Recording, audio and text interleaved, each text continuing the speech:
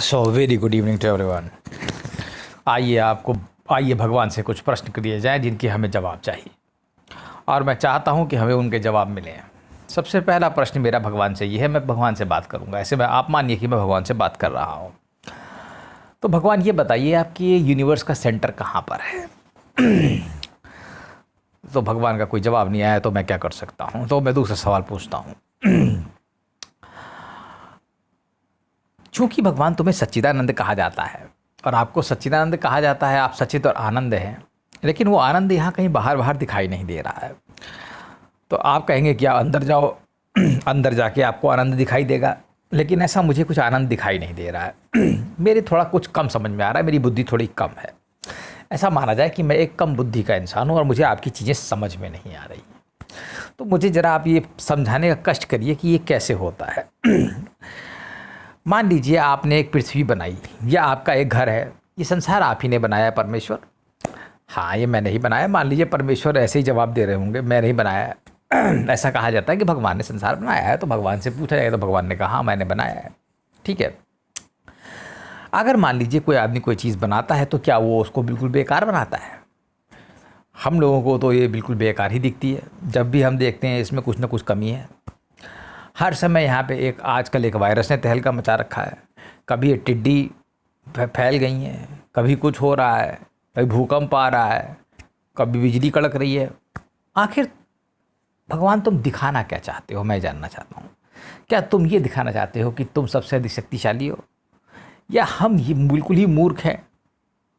मुझे ये बताओ। परमेश्वर, मैं आपसे सवाल पूछता हूँ।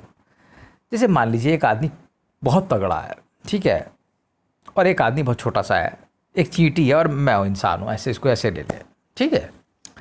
अब मैं उस चींटी को अपनी पावर दिखाऊं कि मैं बहुत पावरफुल हूँ, तो क्या ये मुझे शोभा देता है? तो प्रोफेसर, मैं ये नहीं समझ पा रहा हूँ कि तुम आखिर दिखाना क्या चाहते हो। ये बिजली कड़काते हो, भूकंप लाते हो, टिड्डियाँ, कोरोना, हम सबको डरा रखा है। आखिर क्या है ये? मैं ये जानना चाहता हूँ।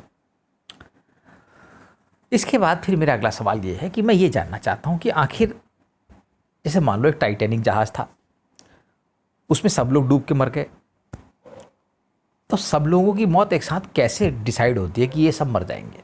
मैं ये जानना चाहता हूँ। एक आदमी का मरना तो चलो समझ में आता है, टाइम हो गया मर गया, लेकिन एक बस गिर गई खाई में, सब मर गए, ये कैसे डिसाइड होता है कि ये सब मर जाएंगे? एक एरोप्लेन ऊपर से नीचे गिरता है, सब मर जाते हैं, तो उसमें कैसे लोगों को चुन के भरा जाता है? ये कैसी मैकेनिज्म है कि इन सब की मौत आ गई है? ये कौन डिसाइड करता है? ये परिस्थिति कौन पैदा करता है? उसमें से कभी कभी ऐसा होता है कोई आदमी निकल जाता है, बच जाता है, तो ऐसा कैसे होता है? मैं ये जानना चाहता हूँ। मैं ये जानना चाहता हूँ कि अगर आपने पृथ्वी बनाई थी तो इसको थोड़ा अच्छा बना लेते। यहाँ पे जैसे मान लीजिए कोई आदमी, मैं अपना घर बनाऊँगा तो मैं अपने घर में अच्छा रखूँगा, इसको साफ़ सुथरा रखूँगा, मैं इसको अच्छे लोगों को रखूँगा, लोग स्वस्थ रहे, मेरे घर परिवार वाले, मैं ऐसा सोचूंगा। तो तुम्हारे ये बनाए हुए पृथ्वी को मेरे तो समझ में ही नहीं आता है। यहाँ के लोग हर समय बीमार ही हैं, इतनी भयंकर भयंकर बीमारियाँ बना दी तुमने। कैंसर, बेचारे तड़प तड़प रहे लोग, पता नहीं कितनी खतरनाक बीमारियाँ बना रखी हैं, और लोग तड़प तड़प के रोते हैं, परेशान होते हैं, तो भी तुम्हारे अंदर जरा सी भी वो नहीं आती, कष्ट नहीं होता तुमको, जरा भी ममता नहीं है। आखिर ये क्या है? मैं ये भी जानना चाहता हूँ, आखिर ये है क्या चीज़? मैं एक कम बुद्धि का आदमी हूँ, इसलिए मुझे ये बताया जाए कि ये क्या चीज़ है। तुम्हारा नाम सच्चिदानंद है। ऐसा कहा जाता है कि परमेश्वर हमेशा आनंद में रहते हैं, परमेश्वर का सब कुछ आनंद है, मधुराधिपति का सब कुछ मधुर है। वेणुण मधुर, रेणु मधुर, पाणी मधुर, पादव मधुर, नित्यम मधुरम, संख्यम मधुरम, मधुराधिपति अखिलम मधुरम, गुंजा मधुरा, माला मधुरा, यमुना मधुरा, वीची मधुरा, सलिलम मधुरम, कमलम मधुरम, मधुराधिपति अखिलम मधुरम, रेणु मधुरो, वेणुण मधुरो, पाणी मधुरो, पादव मधुरो। अगर तुम्हारा सब कुछ इस तरीके से मधुर ही है, तो ये संसार में मधुरता क्यों नहीं दिखाई दे रही है मुझको? या तो मैं अंधा हूँ? ठीक है, मैंने मान लिया मैं अंधा हूँ, ठीक है, तो मुझे आंखें दो जिससे मैं तुम्हें देख सकूँ। मैं कुछ कुछ तुमको सुन पाता हूँ, मैं मानता हूँ, कुछ कुछ तुम्हें देख भी पाता हूँ। ऐसा नहीं कि तुमने मुझे कुछ नहीं दिया, थोड़ा दिया है तुमने, लेकिन मैं पूरा चाहता हूँ। मैं अपने कंसेप्ट को क्लियर करना चाहता हूँ कि आखिर ये क्या चीज़ है, आखिर क्या है ये? मैं जानना चाहता हूँ कि आदमी जवान से, बच्चे से जवान, जवान से बूढ़ा कैसे होता है, इसकी क्या मैकेनिज्म है? कैसे है? हमें कुछ बताया ही नहीं गया है, हमें बस खाली फेंक दिया गया है, ना हमारे सवालों का जवाब दे रहे हैं। मुझे मालूम है तुम्हारे पास क्या उत्तर है। तुम कहोगे सब कुछ तो मैं ही हूँ, मैं मरता हूँ, न जीता हूँ, न घटता हूँ, ये एक भ्रम है, ये मेरी माया है। तुम ऐसे सवाल ऐसे ऐसे उत्तर दे सकते हो और हमें बरगला सकते हो, लेकिन मैं इन सब प्रश्नों को ऐसे बरगलाने वाला नहीं, क्योंकि मैं इतना बेवकूफ़ आदमी हूँ कि मैं ये सब माया वाया मैं कुछ नहीं जानता। मुझे मालूम है इसके पीछे कोई ना कोई रहस्य छिपा हुआ है। ये क्या रहस्य हो सकता है कि लोग इतने दुख भोग रहे हैं? अभी तो मजदूरों को ही देख लो, इतना वहाँ कष्ट भोग भोग के जा रहे हैं, और दुख है जीवन में, संसार दुखमय है, बुद्ध ने भी कहा। तो मैं जानना चाहता हूँ कि आखिर संसार दुखमय क्यों है। तुम कहोगे कर्मा का सिद्धांत है, ये अपने अपने कर्म भोग रहे हैं। फिर तुम ये भी कह सकते हो कि तुम तो भाई मैं ही हूँ, हर जगह सब कुछ मैं ही करने वाला हूँ, तुम्हारे पास हर चीज़ का जवाब है। लेकिन मैं इससे संतुष्ट नहीं हूँ। मैं ये जानना चाहता हूँ कि आखिर ये क्या चीज़ है। हर एक प्राणी यहाँ दुखी है, इसका क्या मतलब है? ऐसा कोई प्राणी मुझे आज तक नहीं दिखाई दे जो सुखी हो। मैं ईमानदारी से कहता हूँ, आपने भी नहीं देखा होगा। मैं आपसे पूछता हूँ, क्या आपने एक भी सुखी इंसान देखा इस पृथ्वी में जिसके पास समस्याएं ना हो? तो इस किस्म का अजीब मकड़ जाल बनाने की क्या ज़रूरत थी? सिंपल सा बनाते, लोग आते, खाते पीते, मज़े से रहते, शादी ब्याह भी करते, कोई दिक्कत नहीं, बच्चे बच्चे पैदा करते, अपना जो कुछ करना था करते, नौकरी फोकरी और ज़्यादा ये ताम झाम ये बिल्डिंग और ये फलाना ना बनाते तो ठीक था। ज़्यादा कॉम्प्लिकेटेड मशीन की ज़रूरत नहीं है, मैं भी मानता हूँ।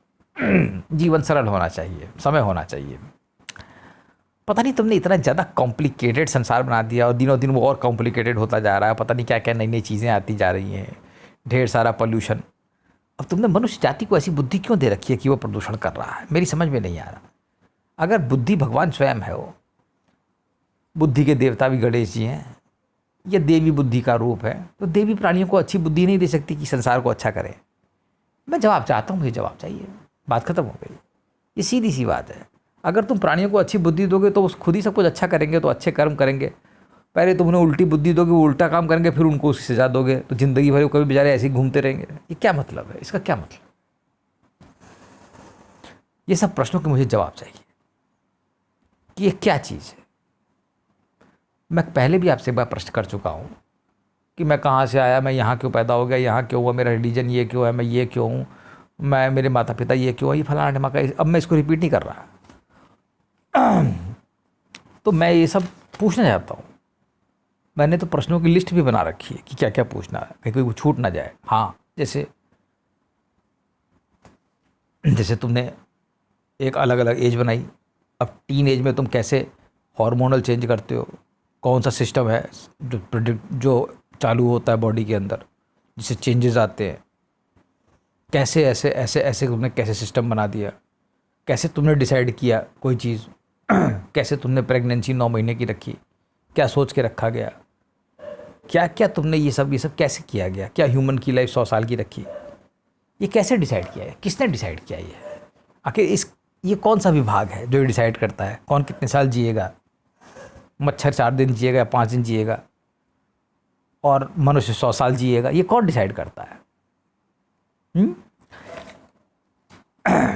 तो इन सब प्रश्नों का उत्तर मुझे अत्यंत जरूरी है और ये चाहिए मुझे कि आखिर ये सब क्या है और इस संसार में क्या हो रहा है। ये सब यहाँ पे ज़्यादातर लोग एक दूसरे को लड़ाने में ही लगे हुए हैं। तो मैं उम्मीद करता हूँ कि मैंने अब ये सवाल पूछे तो इसका जवाब आ जाएगा। धन्यवाद।